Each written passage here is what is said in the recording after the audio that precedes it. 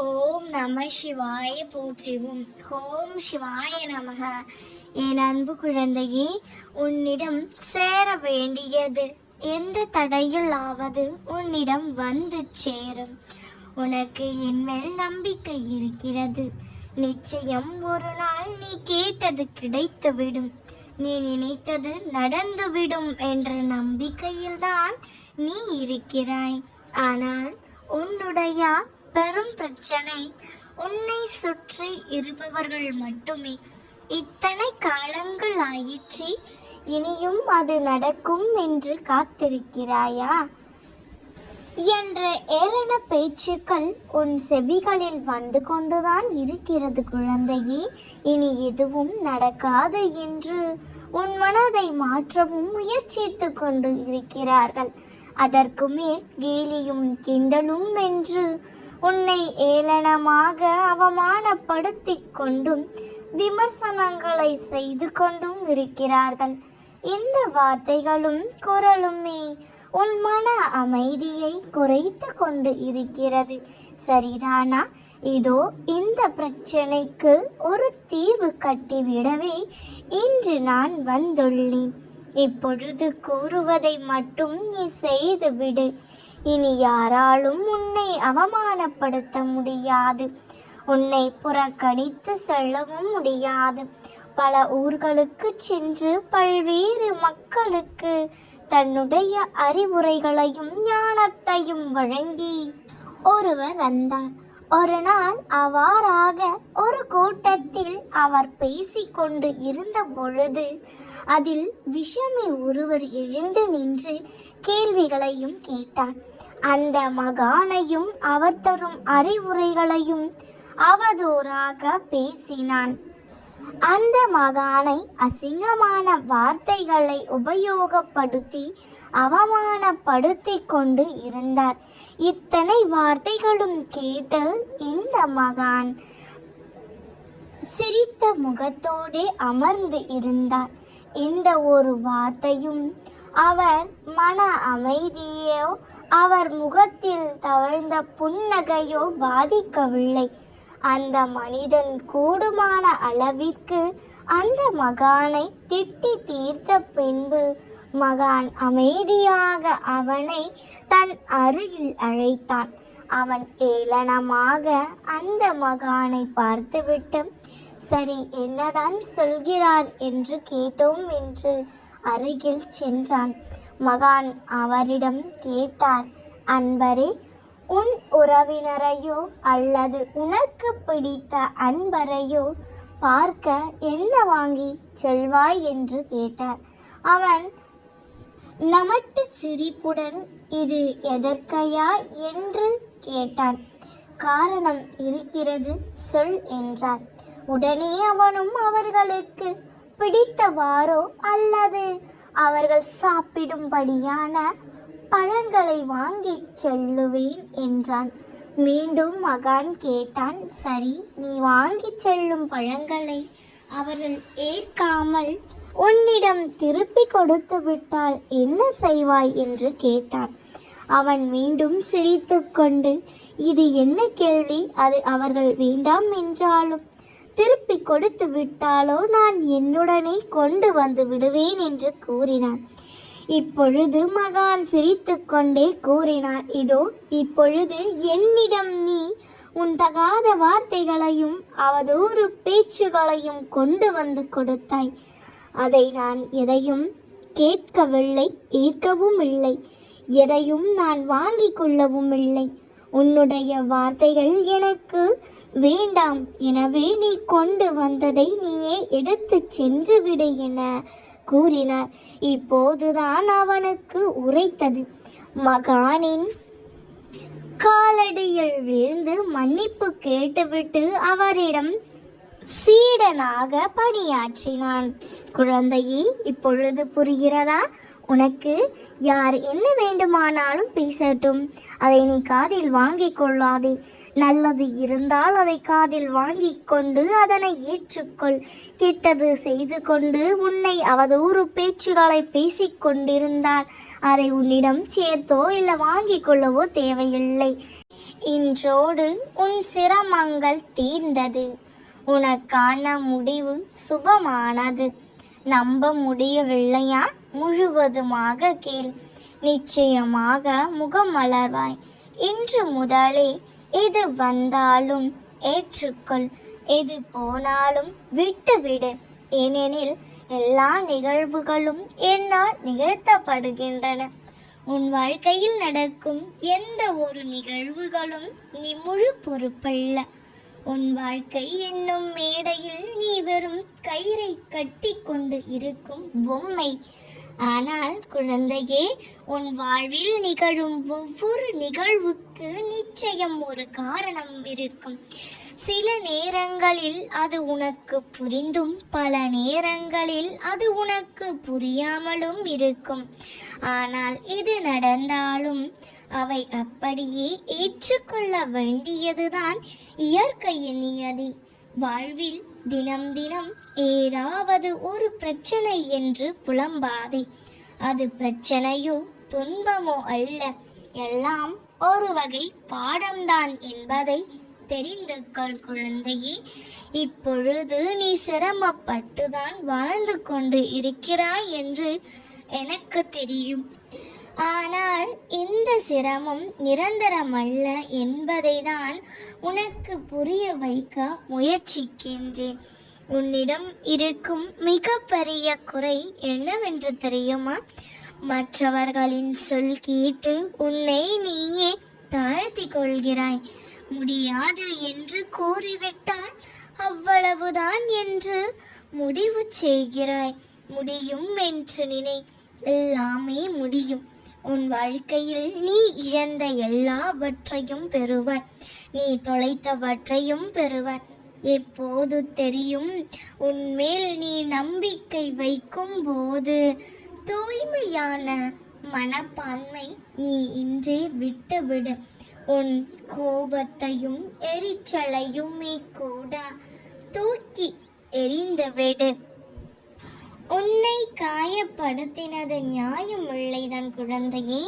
அதற்காக அந்த கோபத்தை மற்றவர்களிடம் காண்பிப்பது தவறில்லவா? சற்று பொறுமையாக இரு. உனக்கு நான் ஆசீர்வதித்தது நிச்சயம் உனக்கு கிடைக்கும். அதற்கான எல்லா முயற்சியிலும் நான் உன்னை அதில் ஈடுபடுத்தி செய்யவும் வைப்பேன். நானே துணை நின்று அதை வெற்றி பெறவும் செய்வேன். உன் கடமைகளை மட்டும் செய்து கொண்டு வா. உன் கரங்களால் உனக்கான வேலைகளை செய்து கொள்.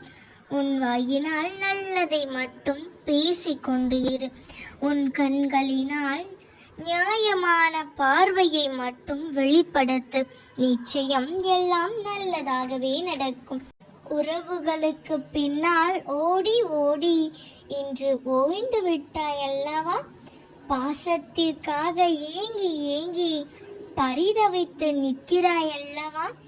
எல்லா முயற்சியும் செய்துவிட்டு ஒரு கட்டத்தில் எந்த உறவுகளும் வேண்டாம், எனக்கென்று எதுவுமே வேண்டாம் என்று தனிமையை நாடிவிட்டாயல்லவா? உறவுகளை எல்லாம் ஒட்டு மொத்தமாக வெறுத்து ஒதுக்கிவிட்டாயல்லவா? உன்னோடுதான் நான் இன்று பேச வந்துள்ளேன். இறுதி வரை கேள். உன் வாழ்க்கையில் பல உண்மைகளை புரிந்து கொள்வாய். இந்த உலகத்தில் எல்லோருமே வந்து போகின்றவர்கள் தானே. வரும் நாள் என்று ஒன்று இருந்தால் போகும் நாள் என்று கண்டிப்பாக ஒன்று இருக்கும். அது போன்றுதான் இந்த வாழ்க்கையும் குழந்தையே. இப்பொழுது உனக்கிருக்கும் குழப்பமெல்லாம் எதற்காக என் வாழ்க்கையில் இவர்கள் வந்தார்கள், எதற்காக எனக்கு இத்தனை சந்தோஷத்தை தந்தார்கள், எந்த காரண காரியமும் இன்றி எனக்கு திடீரென்று என் வாழ்க்கையை விட்டு ஒதுங்கிச் சென்று விட்டார்கள். இப்பொழுது நான் தனியாக அழுது கொண்டு இருக்கின்றேன். இவையெல்லாம் எதற்காக நடந்தது? இப்படித்தான் விட்டு செல்வார்கள் என்றால் இந்த உறவுகள் வாழ்க்கையில் வராமலே இருந்து இருக்கலாமே என்றுதானே குழம்பிக் கொண்டு இருக்கிறாய் குழந்தையே, இந்த குழப்பத்தை தீர்த்து வைக்கிறேன் வா. முதலில் ஒன்றை புரிந்து கொள். எந்த காரணமும் காரியமும் இன்றி யார் ஒருவரும் வாழ்க்கையில் நுழைந்து விட முடியாது. அவர்களாக விரும்பி வருவதும் இல்லை. நீ விரும்பும் வரை உன்னோடு தங்கியும் விடுவதில்லை. எல்லோருமே இங்கு பூர்வ ஜென்ம பந்தம் மட்டுமே.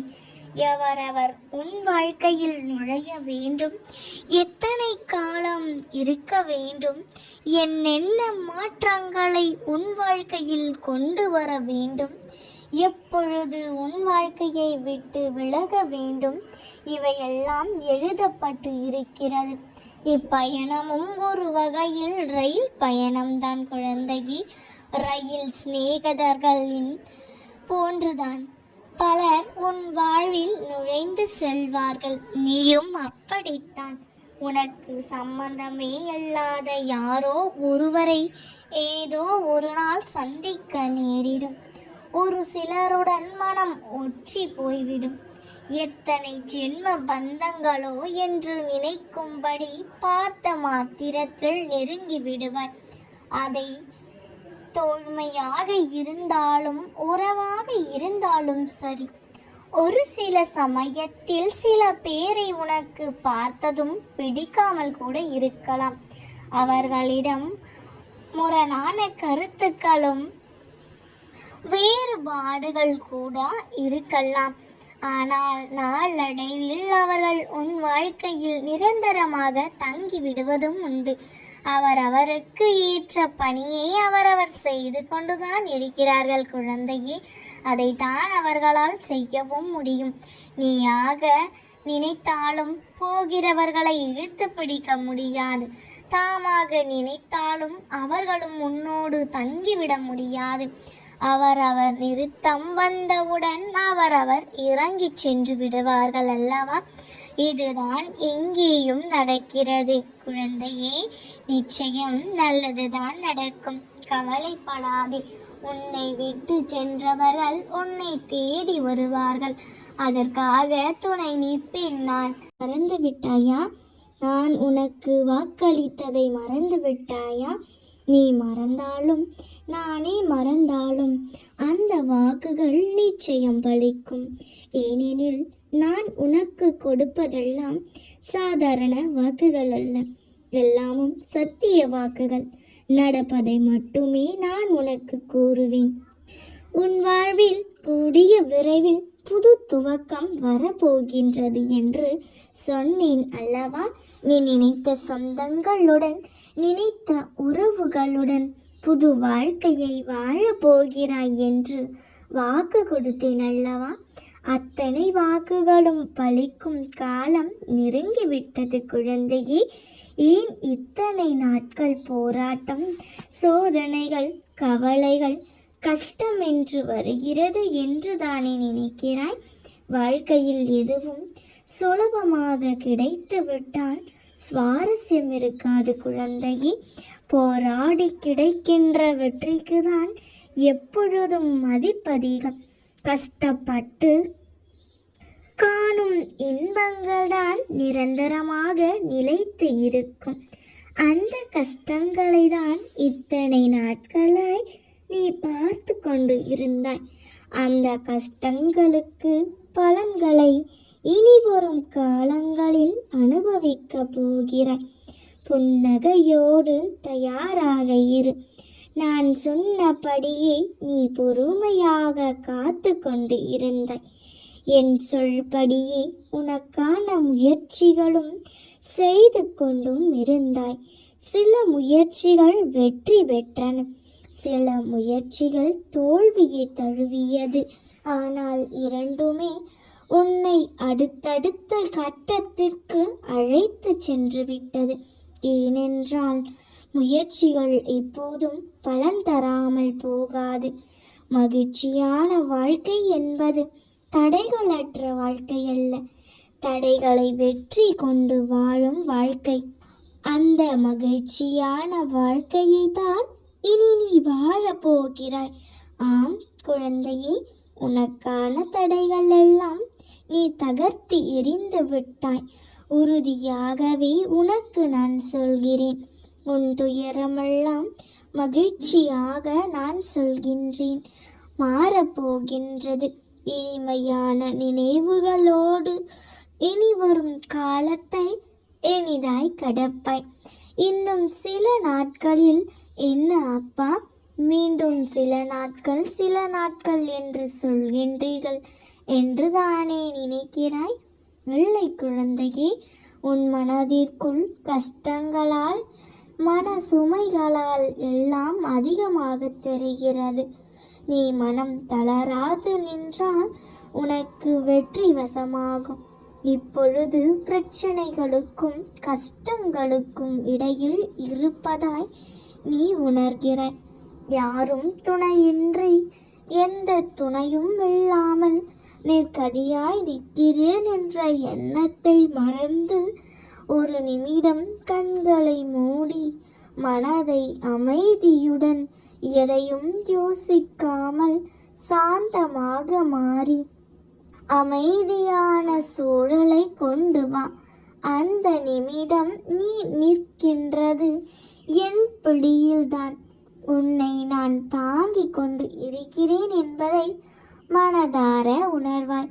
எதற்கும் அஞ்சாதே, எதையும் துணிந்து எதிர்த்து நில். உனக்கான என் துணை என்றும் உண்டு. உன்னை நிச்சயமாக நல்வழிப்படுத்துவேன் என்று நம்புகிறாய் அல்லவா? உனக்கான வழிகளை எல்லாம் வெற்றியாய் நிரப்புவேன். நம்பிக்கையோடு இரு, நிச்சயம் நல்லதே நடக்கும். நாம் இருக்க பயமேன். ஓம் நம சிவாய போற்றிவும். ஓம் சிவாய நமக. நல்லதே நடக்கும்.